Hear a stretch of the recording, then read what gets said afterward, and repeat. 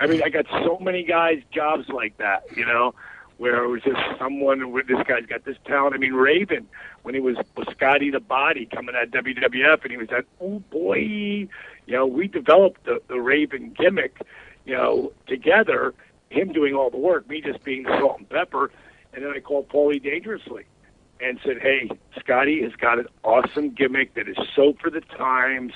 I was in Germany, and I was watching the MTV Awards, and I was a big MTV guy from back way in the day when it first started.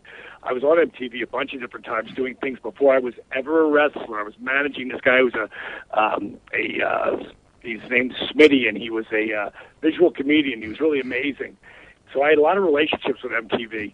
So I really watched, and that was so hip. Sort of like what Saturday Night Live is today in so many ways. I noticed that the MTV Music Awards, really Bruce Springsteen and Aerosmith were the only two bands that were from my generation. This new generation of the 90s had all these grunge bands that I'd never really heard of.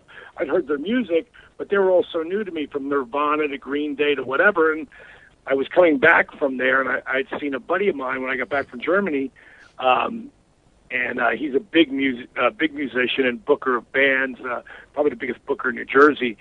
And Kim was with us, and he picked us up at the airport, and I was telling him about the MTV Music Awards and, how these grunge kids, I mean, they don't really have anyone in wrestling that, that they could, that they could look up to or they could identify with.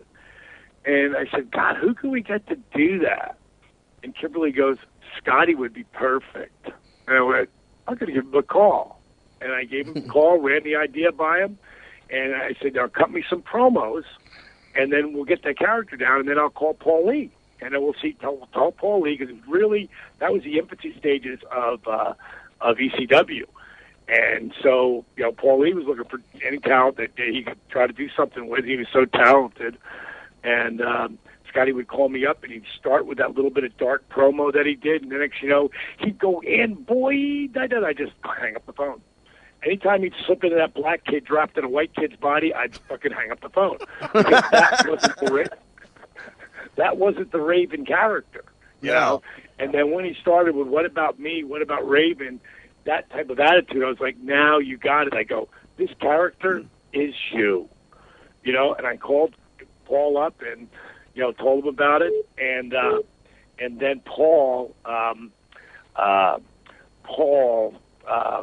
ended up, using Raven really huge. And then when it was time for him to come, he came.